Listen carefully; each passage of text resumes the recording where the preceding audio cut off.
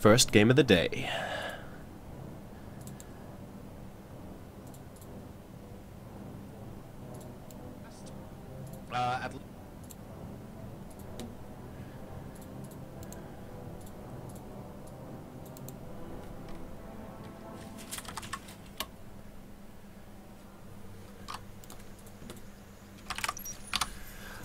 Ladies and gentlemen, boys and girls, nerdlings of all ages, we're here on Ohana for game number 1 of the semifinals of the Vasacast Invitational. We have spawning in the top left position, one half of the Spanish Armada, the Terran Commando. Unbelievable skill we saw yesterday in his series versus Snoot. Hope you guys can check that out when you get an opportunity. He is, of course, LucifroN. His opponent is going to be spawning in the bottom half position of the map. Now, this guy happens to know quite a lot about what the Terran opponent in the top half is capable of, because he is, of course, his brother, the other half of the Spanish Armada. Ladies and gentlemen, destined to meet in pretty much every tournament they enter. Let's see which one of them will make a spot for themselves in the final. It is, of course, VortiX.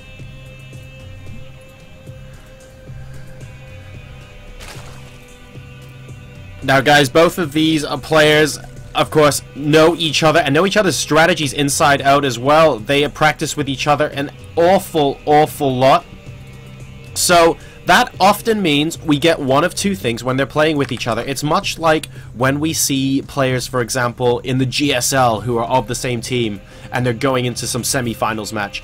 Because they practice so much with each other, you typically get one of two things happening, as we do have the hatchery pop down for VortiX, by the way. One of two things tends to happen.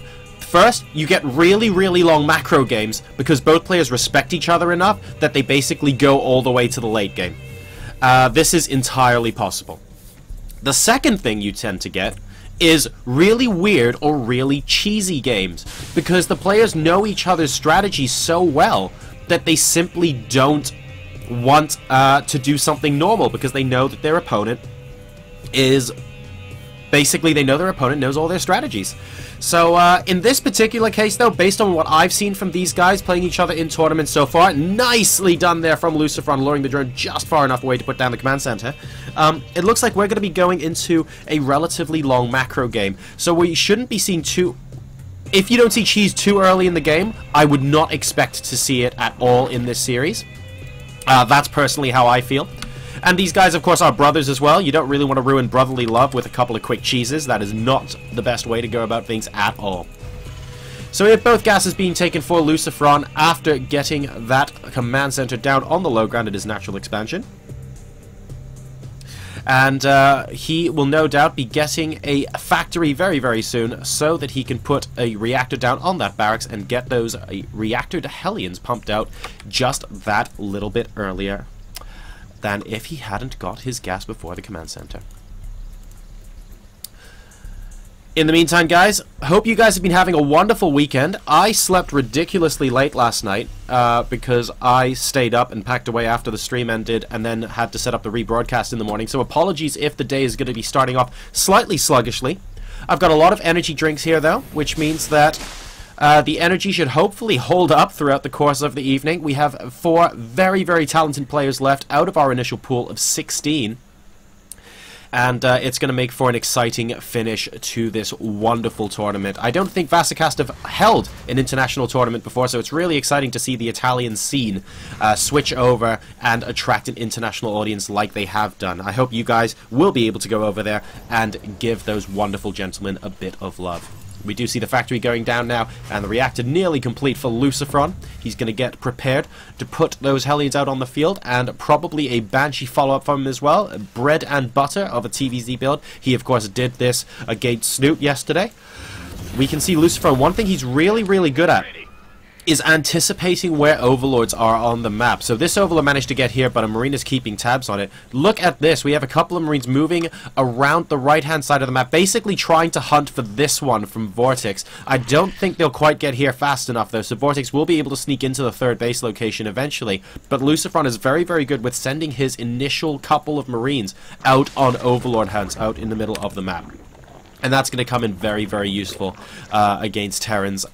Against Zergs like VortiX as well. But the problem with VortiX is that his overlords are positioned significantly further away from cliff edges because he knows his brother does this. So again, both sides really knowing each other's styles quite well here. And a couple of links getting into the natural expansion after running straight past that bunker. The supply depot wasn't actually raised in time for LucifroN, but a couple of Hellions are going to be popping out just in time. A mule does get destroyed, which is reasonably useful, but the total number of workers killed does remain at 0. So a handful of links go out there, and map control is going to be transferred to these Hellions for the time being, managing to take out a mule, but otherwise not too much else of note.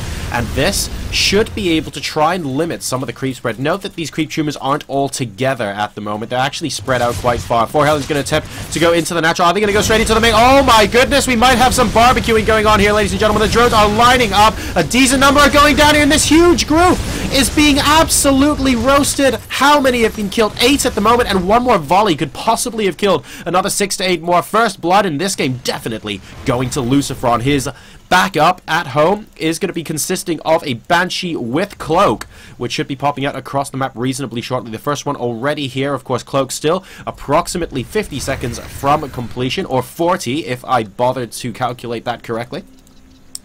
And otherwise, things looking to stabilize at this point. We have a worker supply 49 to 43 in favor of VortiX. We also have a scan going down. You will be able to see the layer timing and the fact that it is almost done. And then LucifroN looks like he's going to back up just a little bit, continue to take out a tiny bit of creep spread. He's waiting for Cloak to finish and possibly the second Banshee to join up with this army as well. It looks like instead of trying to go around the back with these Banshees to do some harassment damage while the Hellions are in the front, he wants to try and push forward with all of his units at once and go knock down the front door entirely. The third base is now coming up for him. We can see he's going to be going into a mech style because we have 2 and 3 factories popping up here. And here come the 2 Hellions. Going to try and pick apart the roaches. Very nice. Picking apart one roach already before anything is able to happen. He wants to make sure those Hellions get as free a reign as possible. Now the 2 Banshees tag teaming are going to be heading into the main base. Will they be able to pick off this queen? But there's already a spore crawler there, unfortunately. So this is going to be slightly difficult. And we have an overseer as well to detect Cloak.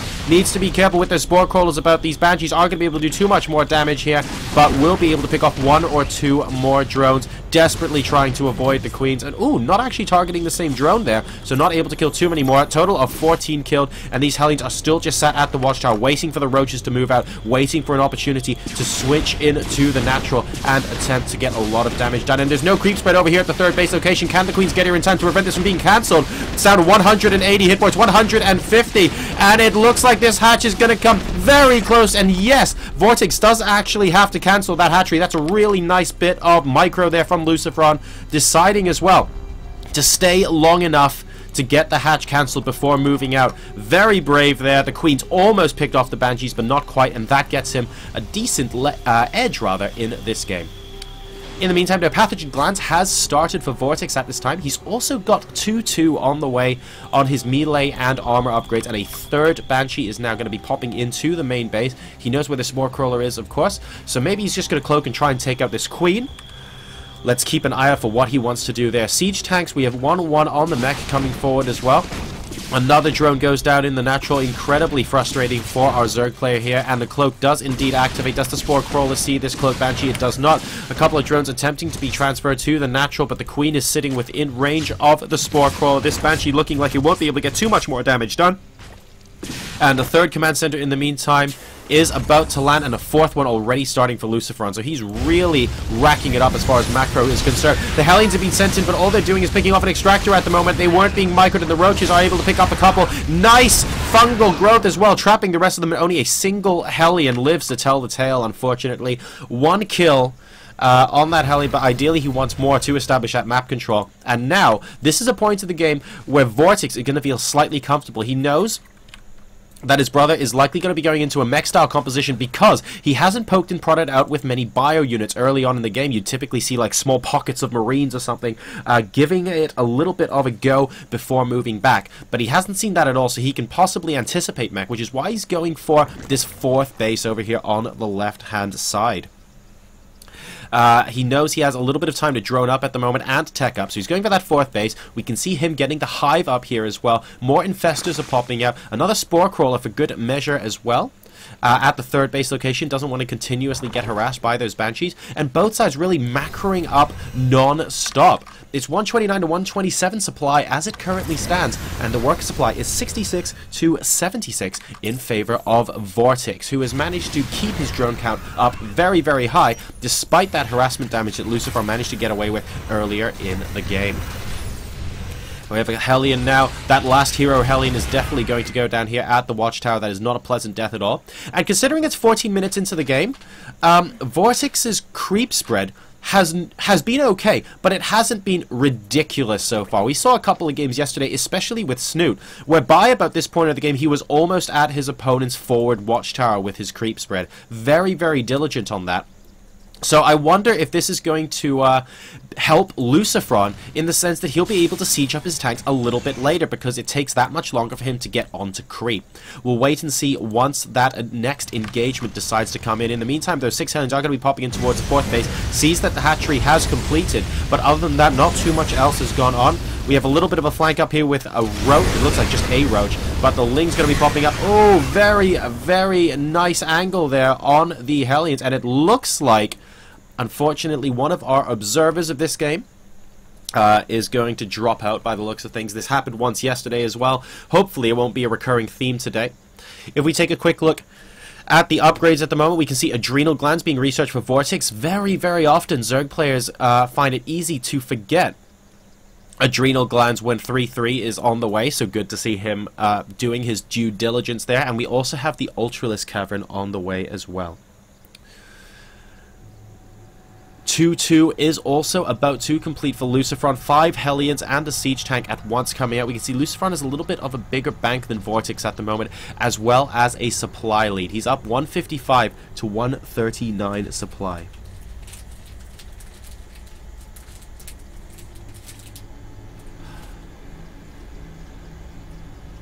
And I am aware, ladies and gentlemen, that there appear to be some lag issues with the stream. Unfortunately, I'm not really in a position inside the game to sort of do anything about it. I will take a look at the connection afterwards, but I think it might unfortunately be a problem on the end of Twitch.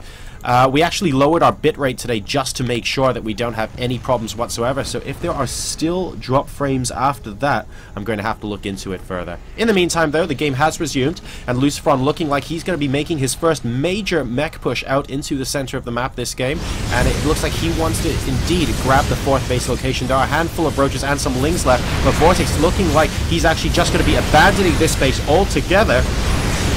And he's actually going for a counterattack towards the fourth base of LucifroN. Now, this is a planetary fortress. It could be difficult. He's going to send in the roaches first. Will this be enough to take down this base? If LucifroN gets the repair on quickly, it's not a completely guaranteed. The fourth base from VortiX is now down, and the siege begins at the planetary. The planetary is actually getting reasonably... No, it should be fine, actually. Still on over 1,000 hit points. The SCVs, though, have been absolutely mauled. There's not too much more repair going down, but there's just too many hit points, I think, at this moment in time. LucifroN has stopped repairing for now. There are only 2 SCVs. He can actually pull those 2 mules and an SCV as well to repair if he wants to, but it looks like it's going to be enough. He will be able to defend, and now we have the siege tank versus Ultralisk. Oh dear. They're able to do more DPS, though, outside of siege mode, which is why this is actually okay for him right now, but more and more units spawning, and we have 3, 2, 1 siege tank left on the field, and this push does actually get cleaned up, but it does kill a lot of the army, though. He's at 127 supply versus 106 as it currently stands. The work supply is 71 to 64 in VortiX's favor. The fourth base does still stand for LucifroN, and note that it is gone and having to be rebuilt from VortiX's end of the scale.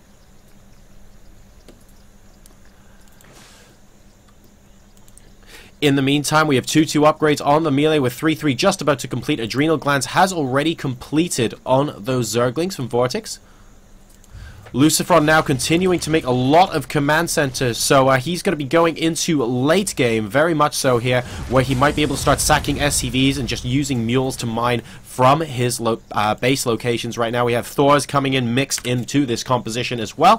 3 Thors, 9 tanks at the moment, and 6 Marines accompanied by 5 Hellions. We also have VortiX taking the bottom right expansion here on Ohana in addition to the one on the left. And this is a really cool idea because the mech army from LucifroN is very, very powerful, but simultaneously very slow. And because it's very slow, Killing off a base on the left means that the base on the right is going to survive for an incredibly long period of time because it takes forever for the army to get out across the map. This is why expanding like crazy is really nice against relatively immobile armies. We can see mainly Infestors and Ultralisks being built here by VortiX at the moment.